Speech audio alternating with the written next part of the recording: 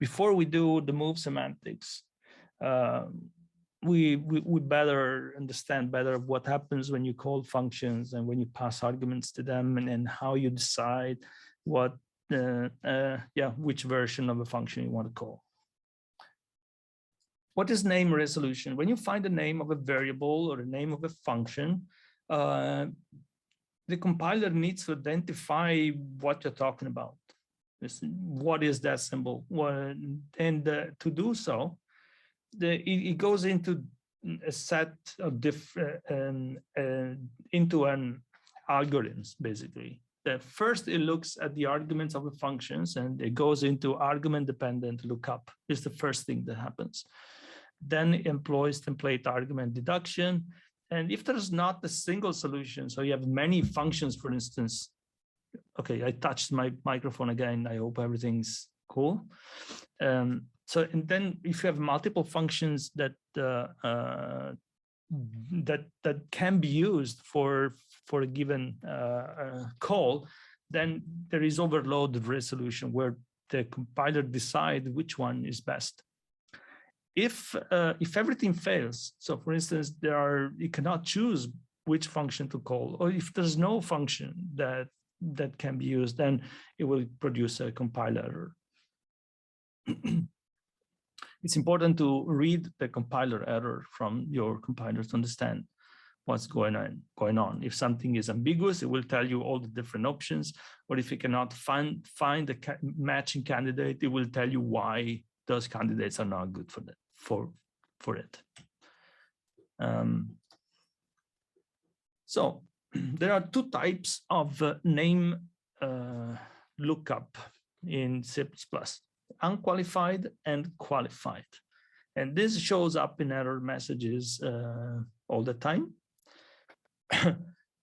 So you see unqualified name lookup, you might wonder what does that mean. So the unqualified lookup are for looking up names that are not on the right of a scope resolution operator, this column that was mentioning earlier too, right? So if there is a symbol after this column, this becomes a qualified name lookup. So if there, yeah, exactly. So if it is on the right here, so this become a qualified name lookup. If it is just a name of a variable, then it becomes unqualified. So for the things on the right scope, this become qualified lookup, and for the things that are on the left, it becomes, this thing is looked over in the namespaces, class names, and numerators and templates. So everything goes here on the right of this column, like in this case, A is looked to in the set of namespaces and classes. So let's look at this small example here. I have a struct A, which has a static integer n. And to access this static integer n, I use the scope operator. So when I see A colon, when I see n now, n is looked inside A. It's not looked anywhere else, right? But also, it's interesting to look at the first line here. Int A equal 10. I'm declaring a variable of type int called capital A. Then I say A. When I see A here, the compiler say, okay, what is this? This is unqualified lookup. It goes into the scope and say, what is A? And A is this variable. And it's an integer, so it will assign 10 to that integer. Perfectly fine. The second one, this A, being on the right on the column operator, it's also fine. So the compiler doesn't get confused. Okay, this guy is an integer, or is it the struct? No, it is the class name, and assign 42. But if we look over here, this becomes a little bit more complicated, because now A is unqualified, and now what it's going to do is like A is actually, so here, for instance, I want to declare an object of type A named B. I want to declare B of type A. But now A is unqualified, and then you get A will become this integer. And the compiler error will give this compiler error. Expected column, semicolon before B. Because it said this is an integer, right? And this is a compiler error.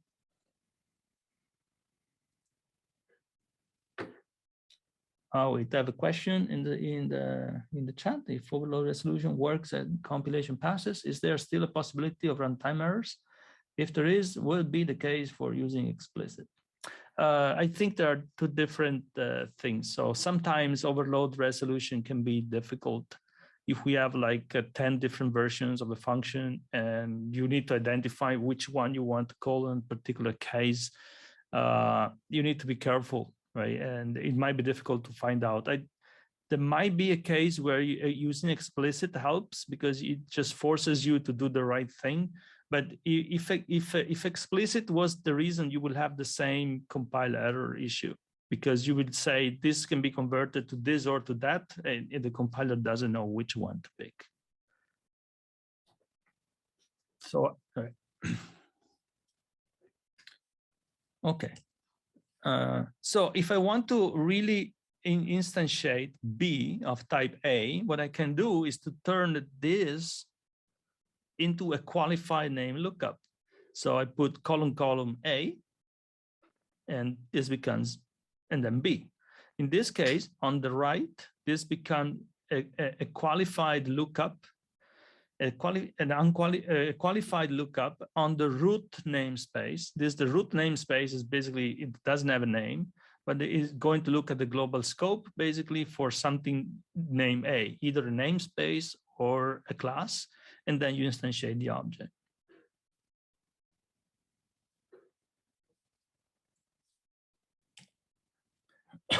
Argument dependent lookup.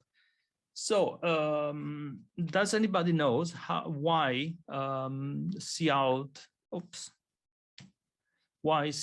less or shift operator hello works?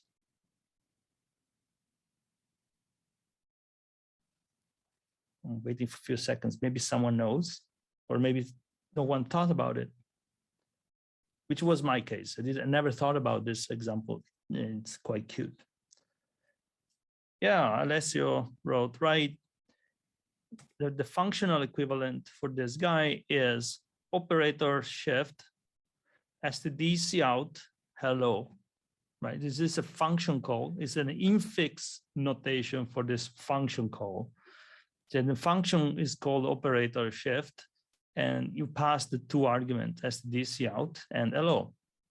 What happens is that in the now operate this function. So the name of this function, operator shift, is looked in the namespace std because the cout is in namespace std.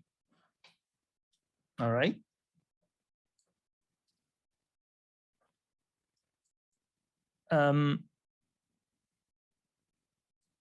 Yeah, Anton? It's not all right because, well, it doesn't work. Cout without std hello would just get compiler error. Well, I was assuming the using namespace thing here. Sorry, but you're right. This sentence will not work if we don't specify the std namespace. So why is this not working? Now we are assuming, so without assuming the namespace std, and do std cout and shift and L, because this turns into operator shift std cout and L, and then and L is looked over the current scope and is not found. Because the ADL, the argument dependent lookup, works for the function names, not for the argument. So since it doesn't think, since cout is in std namespace, let me look for also the endl in the std namespace. No, it doesn't. It just look for the function name.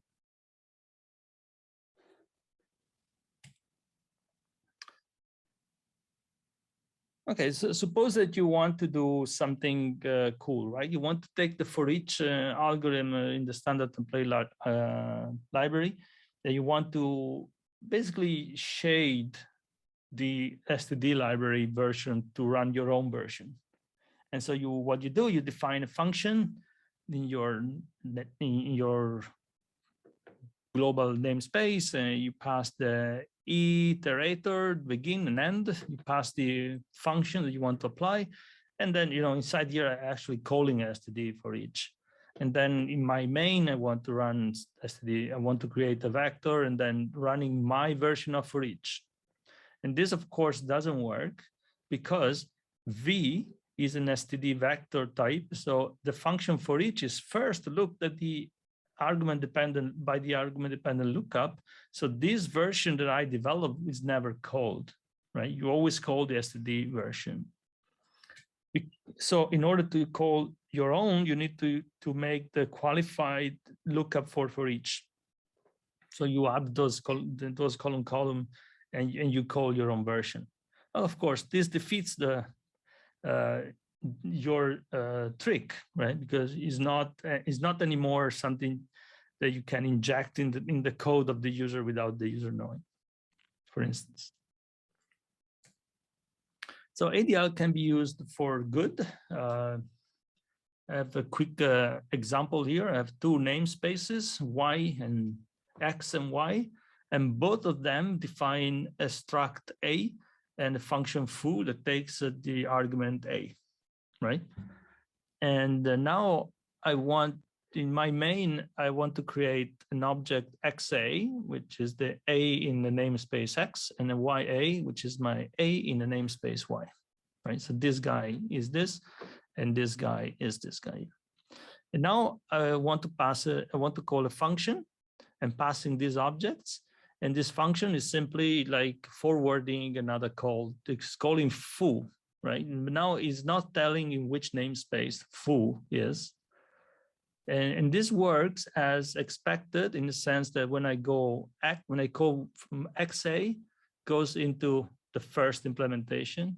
And when I call from the second, it goes to the second implementation, because I get xa gets passed here. This is in a namespace x, so it will go to this guy. When I call with ya, I get ya here, and this goes in the second implementation. So this is another way of, if you look at the code here, you don't necessarily know what function will at the end be called, but and this is a time of compile time polymorphism that we will see later on, I guess, when Anton presents his own concept-based stuff, because it's a quite powerful. So it's another way of having polymorphism in C++, and quite reliably so.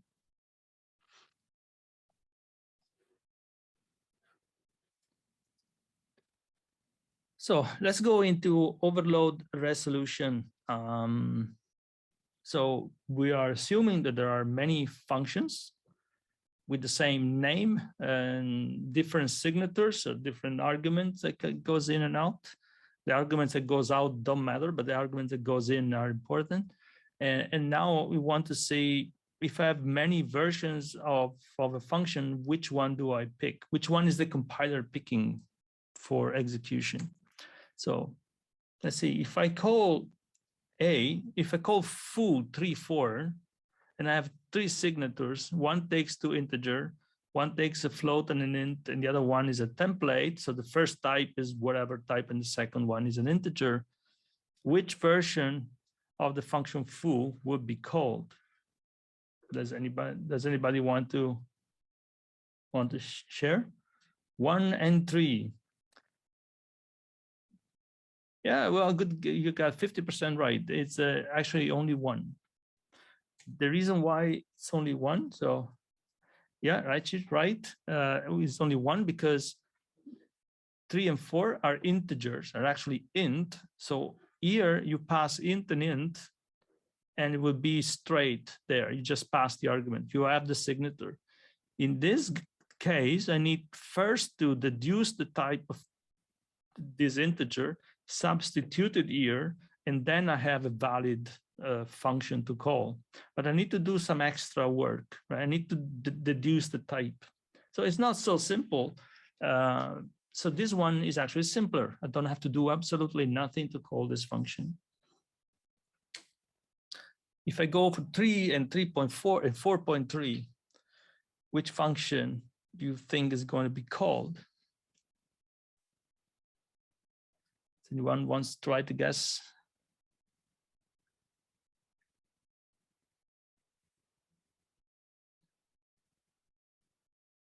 Okay.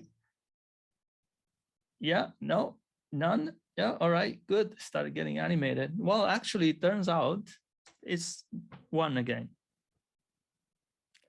Let me explain why. So here, the first argument is an integer. So when I go here, this one will fit. This one will need a type conversion. And this one would take a template substitution. The 4.3 would require a type conversion here, a type conversion here, and a type conversion here, because this is a double, and so this goes into, it has to be converted in all 3 of them. So the one that is simpler, that requires less work, is actually the first one, which only has 1 conversion instead of 2 conversions here, and 1 conversion and 1 template substitution here. So the first one is the good one. You see, things can get a little bit, this is a kind of simple example, right? But sometimes it gets complicated. If I call 3.4 and 4, which one do you think will be called?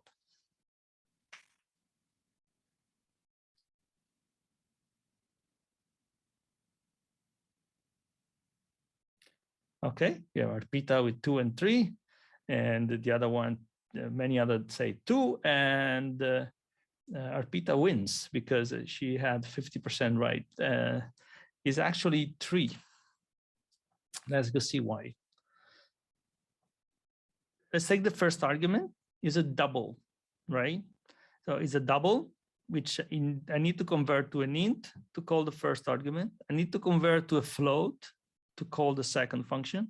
And I need a template substitution for the third one. And this comes an important feature, that no type conversion is better than another type conversion for a C++ compiler. The fact that I need to convert 3.4 to an integer or to a float for the compiler is exactly as complex. It's not thinking, okay, well, but float is similar to, I can convert the double to a float, it's more or less the same thing. No, for the compiler, these are 2 different, 2 exactly equivalent type conversion. It's just type conversion. And when it comes to type conversion or template substitution is chosen because it is simpler. You don't have to do converting types. I mean, converting a double to an integer is not so trivial. You need to do some computations, and also to float, you need to work on your bits to be able to do it. While for a template substitution, you just say, okay, this is now a double, then you go into your function. So it's actually 3. I hope this was surprising because it's important. Instead, if I say 3.4f and 4, then I'm saying 3.4 is actually a floating point number now. So it's single precision number, and this is why I call 2, right? Because now I don't have to do conversions for any of the 2 arguments. Here I could do the template substitution, but why bother if I have a version that actually fits? I call with the one that fits. And the E is actually, I have 2 doubles. So I will have to convert both numbers here to integers, or one to float and the other to integers. So 2 type conversions. Again, 2 type conversions is more than the template substitution and one type conversion. So this will go to the template version because it is simpler. And if I have if I call with two floats, then I would go to number 2, and I'll tell you the results of this one because I have only to do one type conversion and the other one is already done. But there are cases in which you get into the trouble that Arpita was suggesting. I have a 2 and 3 or 1 and 3 or 1 and 2. So what do I do in those cases? In these cases, suppose I remove the template version, and let's see what happens when I remove the template version. Okay, remember the template was called in the case C and in case E. That was the case in which the template was actually invoked. And now I removed it and I have the same code. So 3 and 4, now it should be easy. It goes to number 1. Then I have a float, an integer and a double. Well, this goes where? It goes to 1. Why? Because the integer does not have to be converted, and I can convert the double to an int. So I go to number 1. If I go with a double and an int, what happens? Which one is picked? Okay, Andrew said 1. Arpita said 2. So the 2, all right? Compiler error because it can decide. And great Ben, because you're right, it's a compiler error. Why is it compiler error? Well, because when I passing a double to a function that requires an int, I need to do one conversion. The other one doesn't need a conversion. So one conversion to go to the first foo. I go here to convert to float and to an int. So one conversion to choose foo. But now I have exactly the same number of conversions.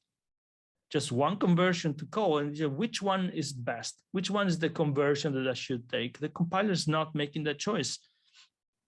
Any type conversion is exactly equal to any other type conversion. So this is compiler error. If I specify I want to float, the 3.4 is a float, then I go to number 2. No pun intended. And then if I go with the float, with 2 doubles, same thing.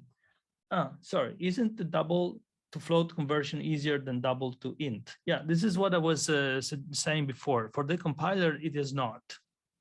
For us humans, yeah, sure, similar thing, but for the compiler, it's just a type conversion.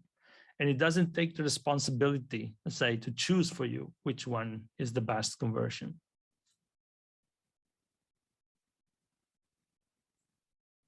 This is important to understand many of the compiler errors sometimes, because you can really you can assume if you forget this F, for instance, it might changes completely the way the code, if the code compiles or not. So in this case, with 2 doubles, then I get again an error because I have to convert both numbers, and the both conversions. So 2 conversions for each version of the function, which means the compiler doesn't know which one is best, so it will go out. And then the last one with the float will go to number 2 because already one is done and the other one has convert only one. Take home message: there are not preferred conversions. Yeah, I don't know. I don't want to go on this one. It's basically the same thing again over and over again. Let me.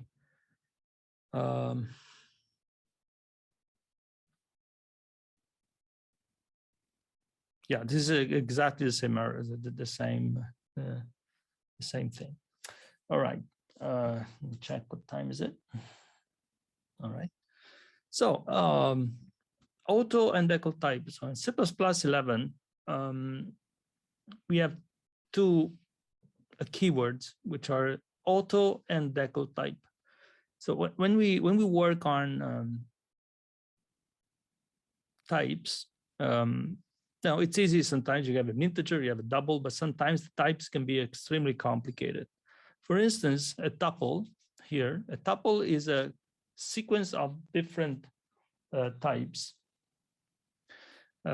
It's a sequence of values of different types. So for instance, I have a tuple of int, float, a char, and std string. We will see later on more in detail how this is actually implemented, how you can implement something like this. But basically now I can say, I want a tuple with these types, and I want to initialize the integer with 42, the float with 3.14, the char with z, and the string with hello. That's what you will have to write in order to initialize T1 with that type. But with the auto keyword and the maker, you can actually say auto T2 equal make tuple with these values, and this gets exactly the same results. So T1 and T2 are exactly the same type and exactly the same content, but you could see you can type much less. Well, much less. You can type less. In some cases, you can type much less. In some cases, it's very difficult to know what to type. Actually, you cannot even know what to type in generic functions. You don't know what type it is. You want to get whatever types comes in, or it becomes extremely difficult to do the computation. So, and this also enable the more compile time polymorphisms in an easy way in C and C++. Let me see if I can pass this example. We have a function foo, which is a template function. We will go into template much later on, but it's a type substitution. So whatever type T is, you get an instance of the function with this type T. And then you want to say this type T, this should have a member function value that gives you the value of f.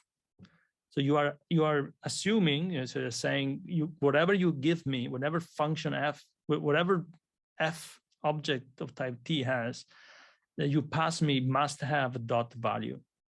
And if it has dot value, I can call it, extract it, whatever type it has, and I can return it. So this function here is basically function foo, basically calling the function dot value for you for every type T, which has the value member function.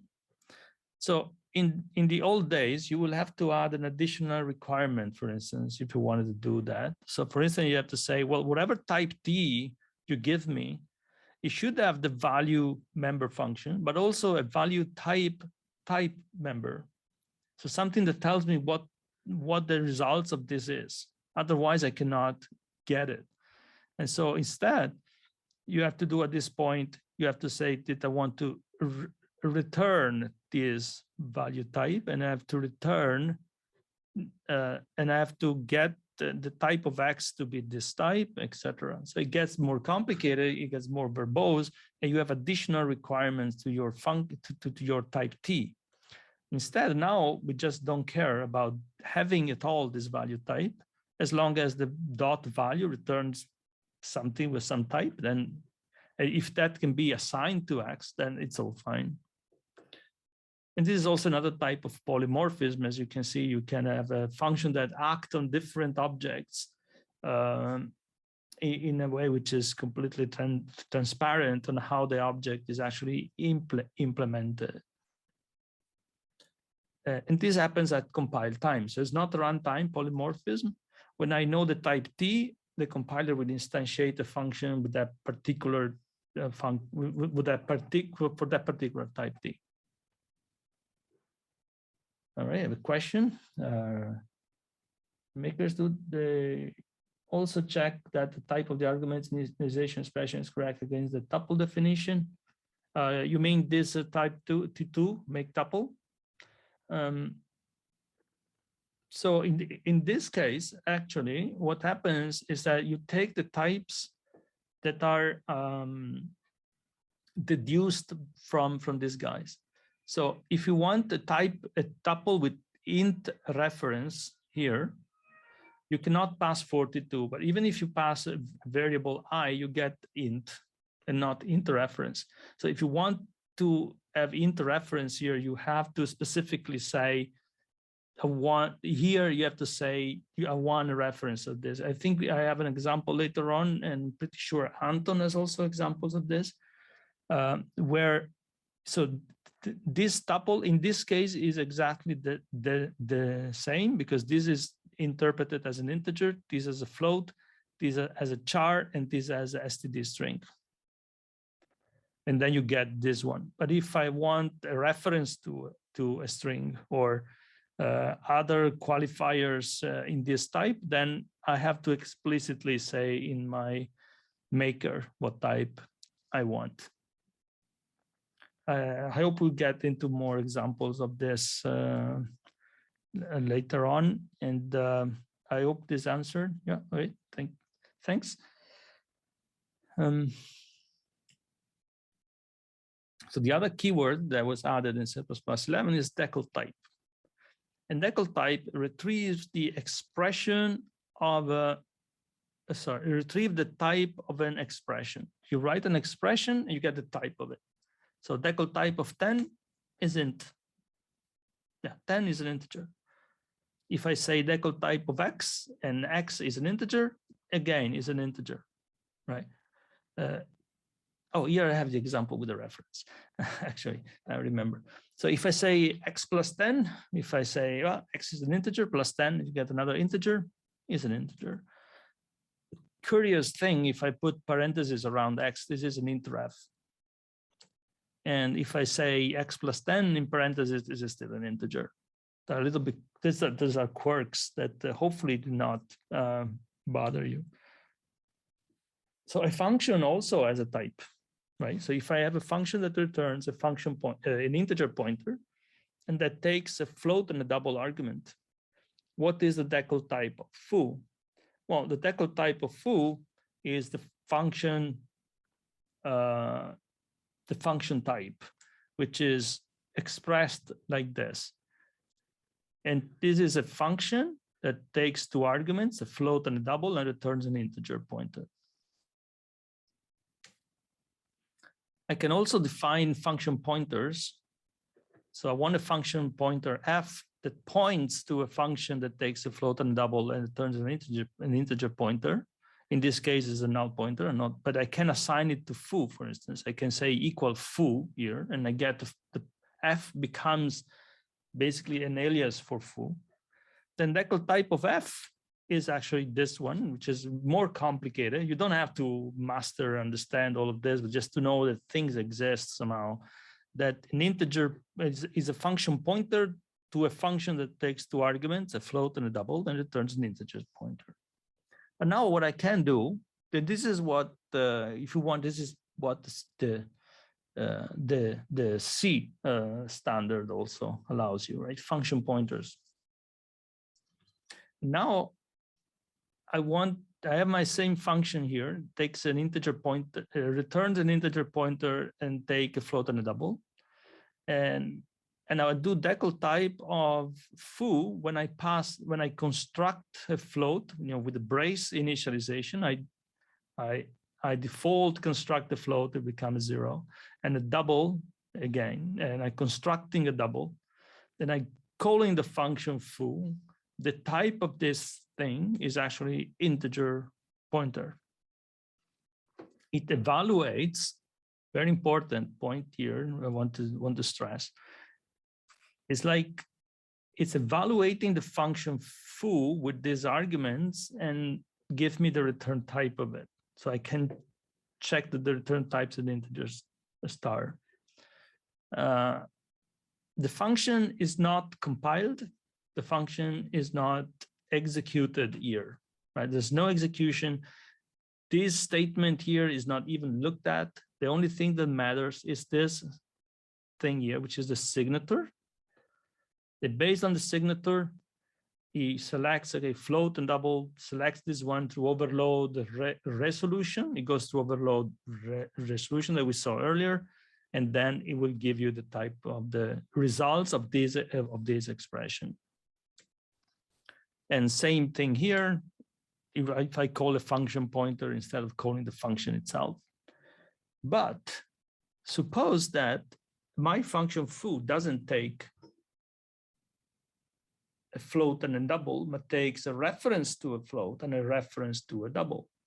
If I try to call a function that takes a reference with just a default constructor value, which is a hard-coded value, or say a nar value, then the compiler gives you an error. It cannot call this function because the float constructed here and the double constructed here are not modifiable, are not L values. So this gives you a compiler error.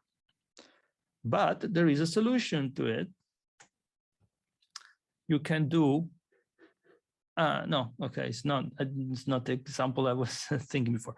For the example in the other slide. But so in this case, I can say I changed the signature here. Now I have an integer and an integer reference, and I want to generate the value of integer ref type to call this function. So now I'm calling foo with some value integer, with something of type int and something of type int ref. And now it works. It gives me the integer pointer, which is the result type of this function.